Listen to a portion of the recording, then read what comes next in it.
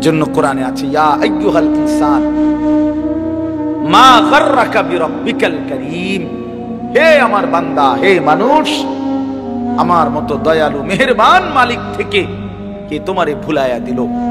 High যুবক, 1 বছর নামাজ পড়ো নাই, তবুও তোমার মালিক তোমারে ঠিক মতো ঘুম পাড়ায় দিচ্ছে, আবার ঘুম থেকে জাগাইয়াও দিচ্ছে। আমি প্রায় বলি, বাপ, প্রতিটা মানুষ যখন ঘুমে যায়, ঘুমাইতে যায়, মানুষের এক মুহূর্তে ঘুম আসে না। কারো 2 মিনিট, 5 মিনিট, 10 মিনিট, 20 মিনিট চোখ বন্ধ রাখেও অপেক্ষা করতে হয়। হঠাৎ করে এক মুহূর্তে তার অজান্তে কখন যেন ঘুম চলে আসে, সে নিজেও জানে না ঠিক কত সেকেন্ডে। না, এটা আল্লাহ এক সময় তার চোখে ঘুম পাড়ায়। তাহলে চোখ বন্ধ করার 10 মিনিট পরে, 20 মিনিট পরে ঘুম আসে। এখন আমার প্রশ্ন হলো, যে নাফরমান ফজরের নামাজ পড়ে না, এ যখন 8টা বাজে, 9টা বাজে, 7টা বাজে উঠতে যায়, ঘুম থেকে জাগতে চেষ্টা করে, এই বেঈমান রে যদি আল্লাহ তাআলা 10টা মিনিট, সে চোখ খুলতে চাইতেছে কিন্তু চোখটা খুলতেছে না, আল্লাহ খোলাইতেছে না, কথাটা বুঝেন নাই? তখন বেঈমানের অবস্থাটা কেমন হবে?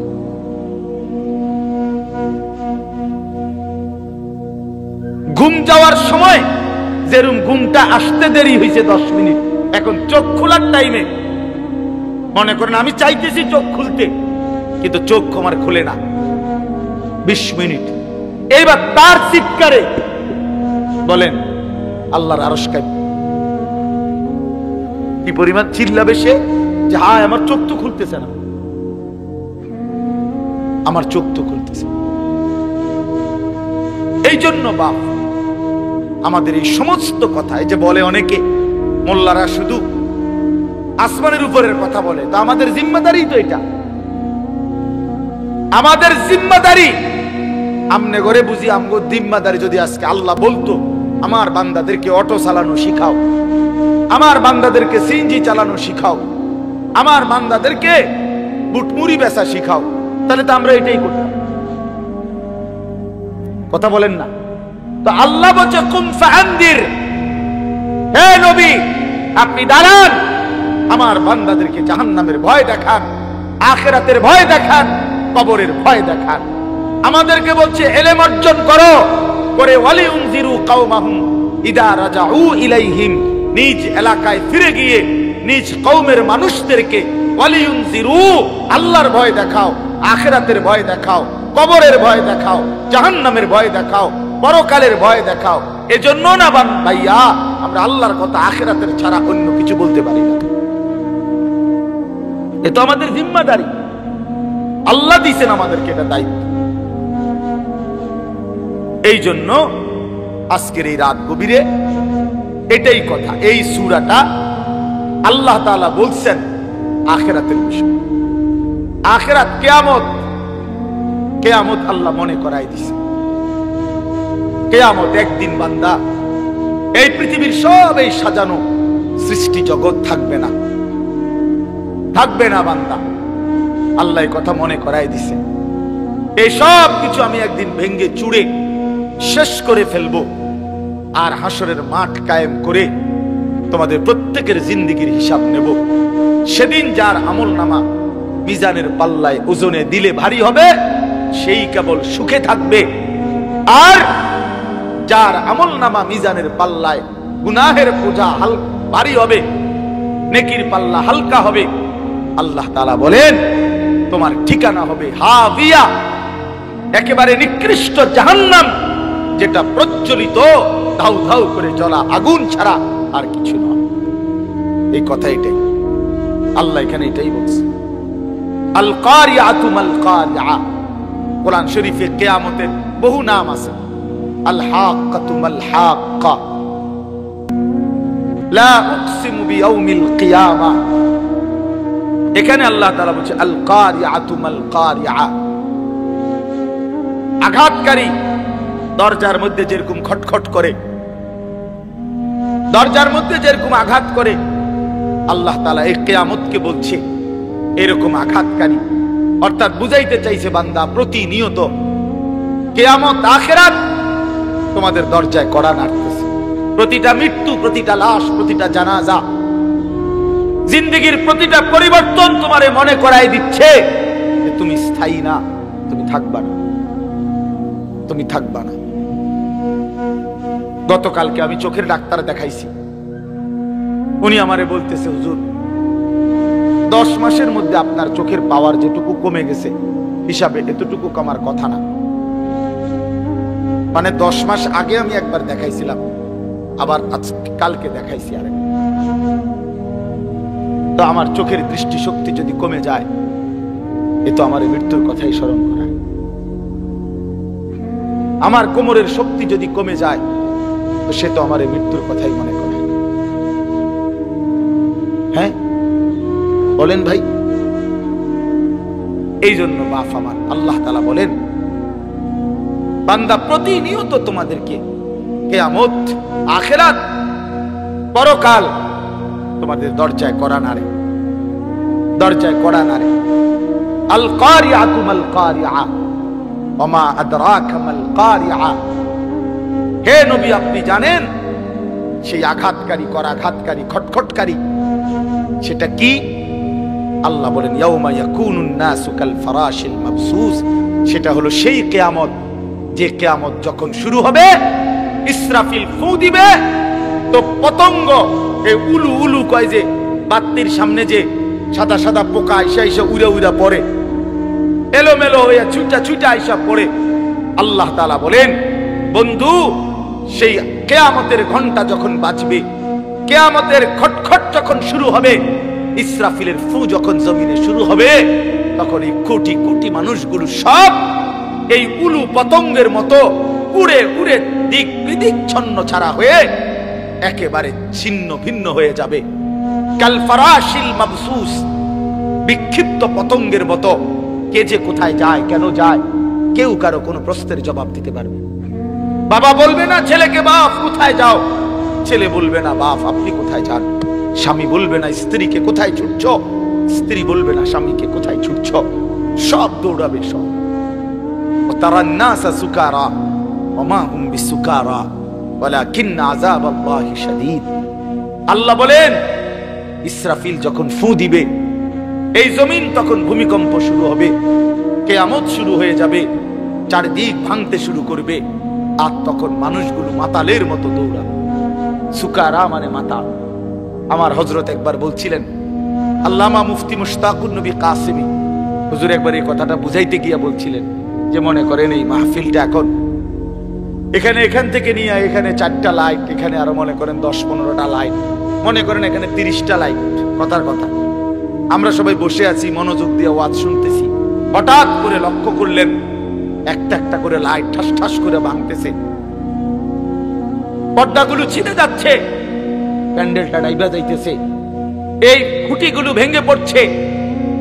তো এক একটা মানুষ কি পরিমাণ দৌড়ানো শুরু করবে বলো ভাই? এটুকু জায়গার ভয়ে আর আতঙ্কে তখনই তো অস্থির হয়ে যাবে। এইবার কল্পনা করেন, মানুষগুলো যখন দেখবে আসমান, ইজা সামাউন ফাতারাত, আসমান পুরা ভাঙ্গা ভাঙ্গা পড়তেছে, ওয়া ইদাল কাওয়াকিবুন তাসারাত, তারকারাজি খসে খসে পড়ছে, তখন কি হবে?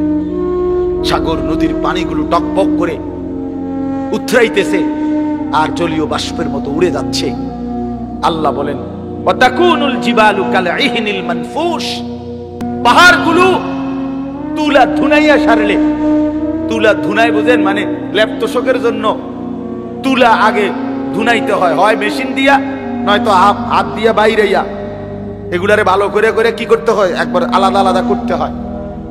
তো এই তুলারে ধুনাইয়া সারলে যখন এগুলো এরকম আলাদা আলাদা হয় যে সামান্য বাতাসেই উঠতে থাকে, আল্লাহ তাআলা বলেন এই কোটি কোটি পাহাড়, লক্ষ লক্ষ পাহাড়গুলো ইসরাফিলের ফু শুরু হইলে এরকম ধুনিত তুলার মতো দিক বিদিক শূন্যে তুলার মতো উঠতে থাকবে। আল্লাহ বলেন তখন কি হবে বান্দা? মানুষের হালাত কি হবে? কাল ফারাশিল মাবসুস, মানুষ বিক্ষিপ্ত পতঙ্গের মতো। এখানে যদি একটা বোম পড়ে কি পরিমাণ দৌড়বে,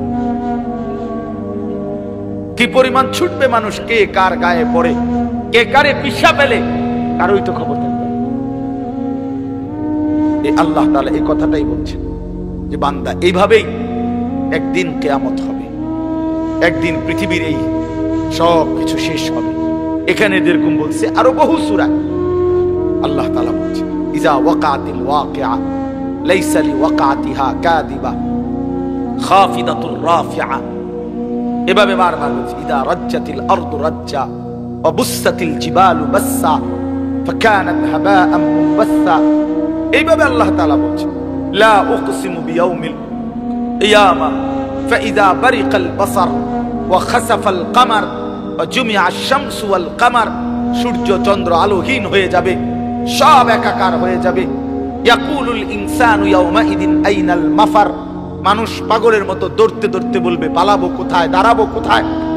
আল্লাহ বলবেন কাল্লা লা ওয়াজার, না বান্দা আজ দুনিয়ার কোথাও কোনো ঠিকানা নাই, দাঁড়াবার কোনো জায়গা নাই।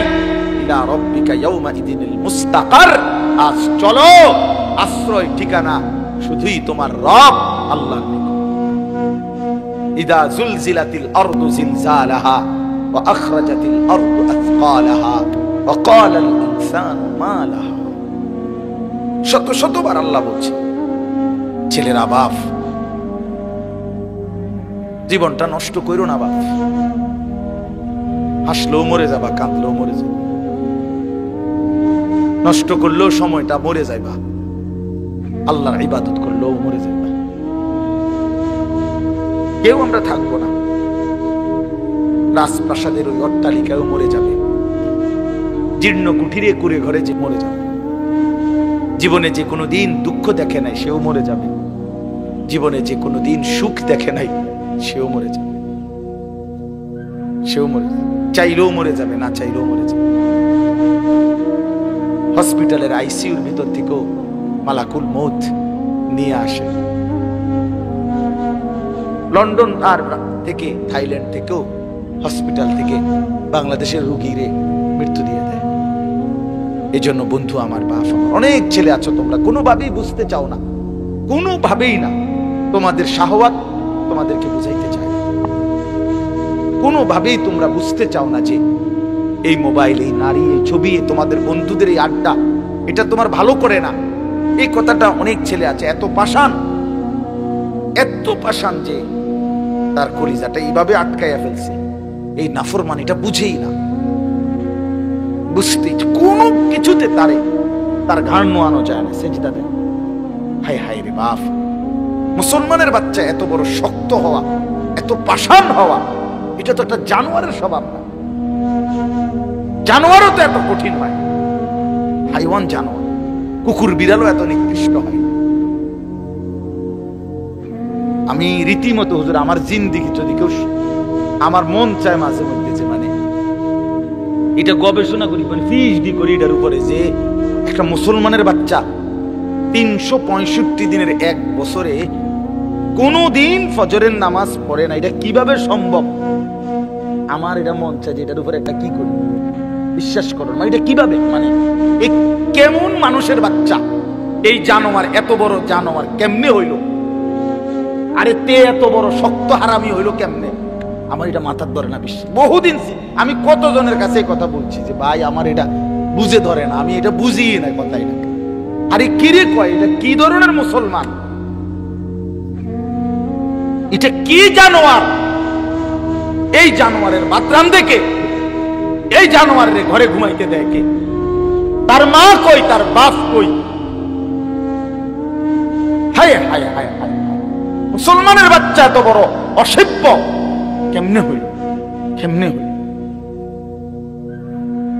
একটা বাপ তো চিল্লাইয়া কান্দার কথা, গইরাইয়া কান্দার কথা যে কিরে বাবা আমার জীবনের আর আছে কি?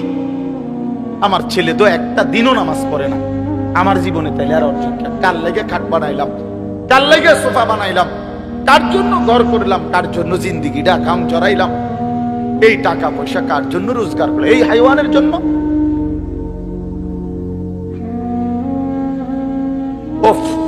কিভাবে বললে বুঝতো? মাঝে মাঝে ভাবি হুজুর কি বললে বুঝতো আমাদের ছেলেরা, আমার সন্তানরা, আল্লাহই ভালো জানে।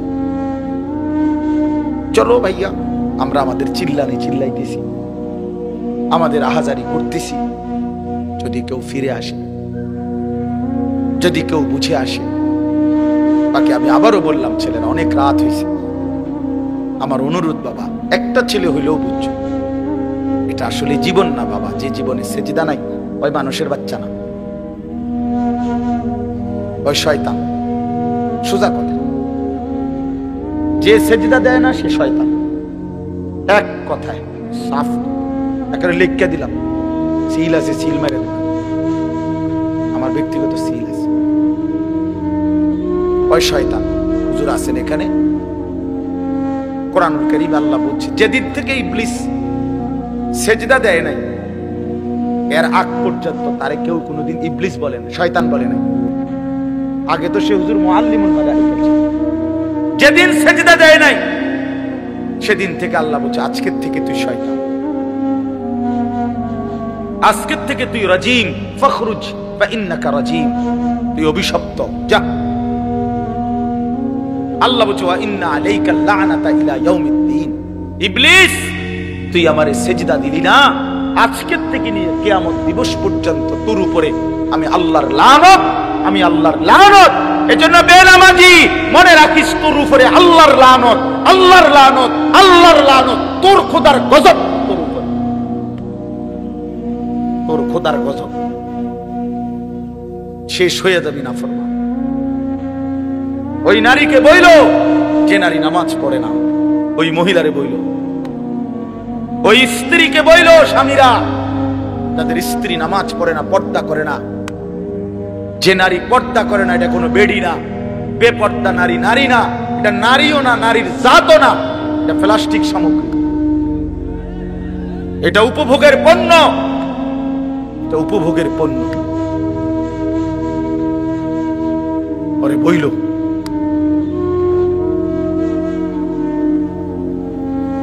কোন যুক্তিতেই ইমানদার নাফরমান সন্তান, স্ত্রী, পুত্র, পরিজন বছরের পর বছর আমার আল্লাহর নাফরমানি করে যাবে, আর আমি এই ডাকাইতের লেগা বাড়ি করমু, ঘর করমু, দোয়ান করমু, বিদেশের টিহা জমামু। বেড়ায় মুসলমান এত বেকুব হইবার কথা, ওই বাপও বেকুব।